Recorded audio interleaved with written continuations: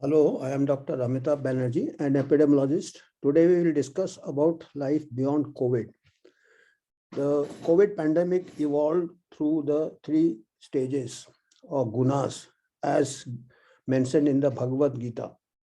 These are Tamas, Rajas and Sattva. Let us share some slides and I'll just share the screen.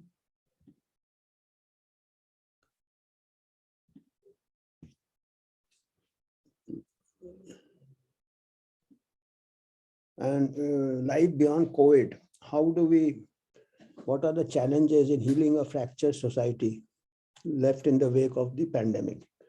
So as we were mentioning, evolution of the pandemic in the three gunas. Tamas signifies darkness, destruction and chaos. Rajas, passion, action and self-benefit. Sattva, goodness, beingness and harmony.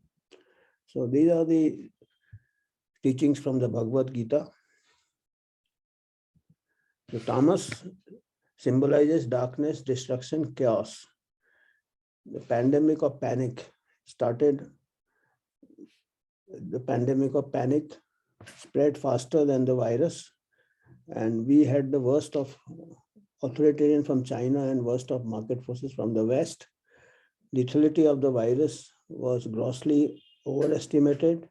Paper in Lancet estimated 20% mortality. Such distorted inputs went into mathematical models which predicted doomsday. So the world was turned into panic. This was tamas, darkness.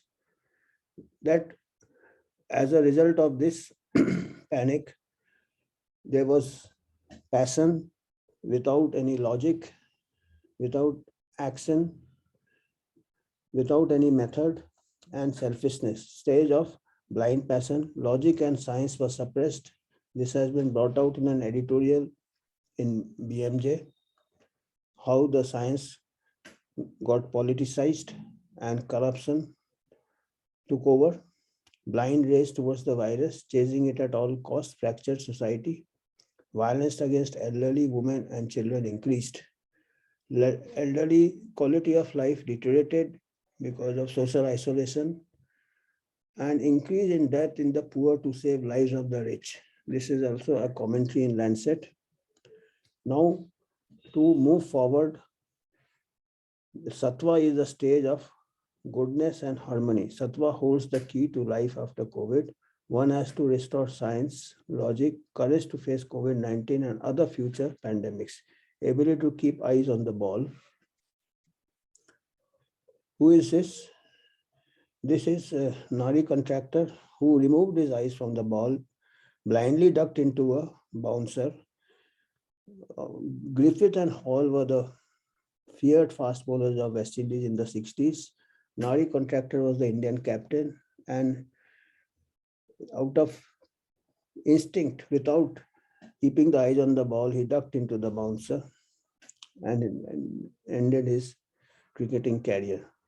So to keep the eyes on the ball regarding the pandemic, initial fatality was highly overestimated across all age groups, whereas later sero surveys revealed a large proportion of asymptomatic and subclinical infection, and studies few months into the pandemic by John Ionitz and Jay Bhattacharya of Stanford University brought out that there is 1,000-fold difference in infection fatality rate from the young people to the elderly. The survival in young people is 99.9973. Hardly 1 or 2 child in a million dies, whereas even up to the age of 69 years, the survival is 99.41. And above 70 years, and people in nursing homes, old care homes, they are more vulnerable like any other viral disease. So this lethality was highly overrated. And from the beginning of the pandemic, we were keeping our eyes on the ball, and we found that there was this we tabulated the obesity and the age, median age, and the percentage of people overweight and the fatality from COVID per million population of 200 countries. We tabulated and plotted this figure, which shows that the maximum mortality is cluttered around the right side of the cube, which coincides with the higher overweight proportion, 0.6 and above, and also the front part of the cube, which correlates with the higher age. And more than the age, what we found is that the obesity has two outliers. If you see, Brazil has got a younger population, 33.5 million population, but the overweight is almost 60%, and it has a mortality in 4 figures. That is in August 2022.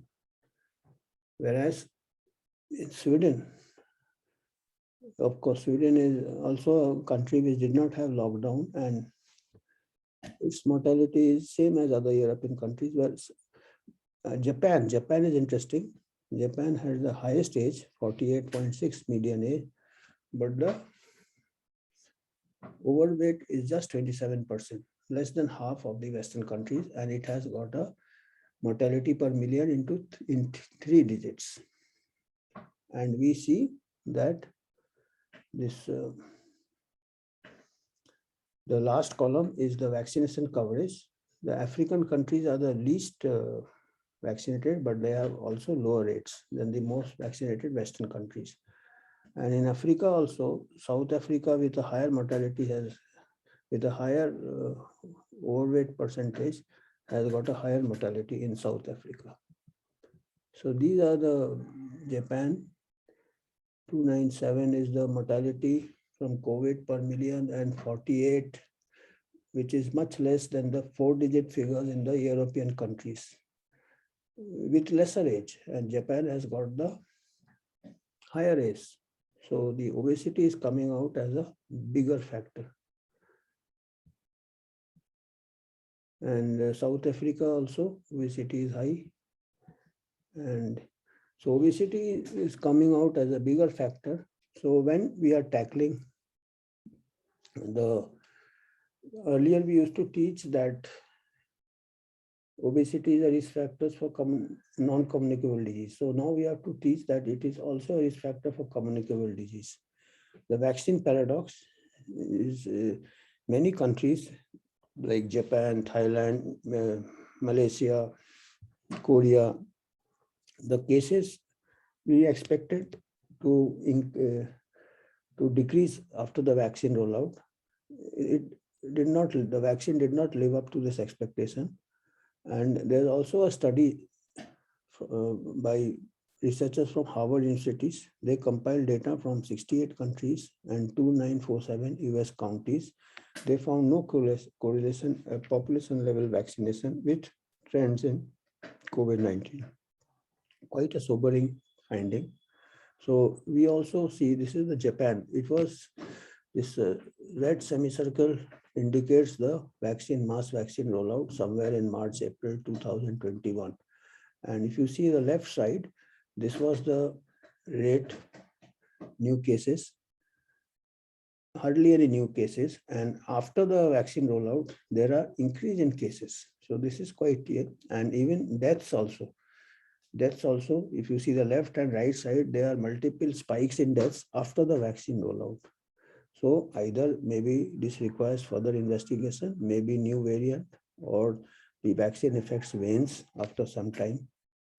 So this is a sobering finding. So lessons from the data: overweight appears to be a bigger risk factor than age, suggested by outliers Brazil and Japan. Despite different strategies than vaccination, the mortality gap over 2 years among different continents remains same, and review of mass vaccination can be considered. Conclusion: who is he? This is Bertrand Russell. He said that man is in continuous conflicts with 3 forces. First is man versus nature.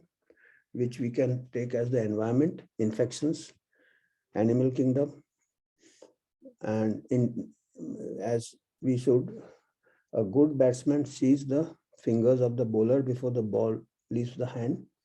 So we should be able to anticipate any emerging diseases by having a good interface with veterinary public health. Then man can become enemy of man. That is violence, wars, and lab origins, biological experiments, sanctions against gain of function research, and man and self, lifestyle diseases, population approach, primordial prevention, holistic approach. So lifestyle disease, obesity has come out as a measure here. And to control obesity, we require a holistic approach, increase in physical activity, less sedentary lifestyles, good diet, and this should start at the population level. The biggest challenge would be controlling the obesity level, and emerging economies like Brazil and India, where the new rich are indulging in fast food. So the art of war, Sun Tzu's art of war teaches us not on the likelihood of the enemy is not coming, but on the readiness to receive him, not on the chance of his not attacking, but rather on the fact that we have made a position unassailable. Holistic health, positive health will equip us to face future pandemics, because there are many viruses, new mutants. So you have seen the piecemeal solutions like vaccine may not be very reliable. So long-term answer, life beyond COVID, is holistic health, overall health promotion. These are some of the references. We had done some studies. We found that even in rural areas, the diabetes, 9% was the prevalence, and high rate of risk factors for non-communicable diseases like waist, hip surgeons, and we found high rates. So this is, thank you.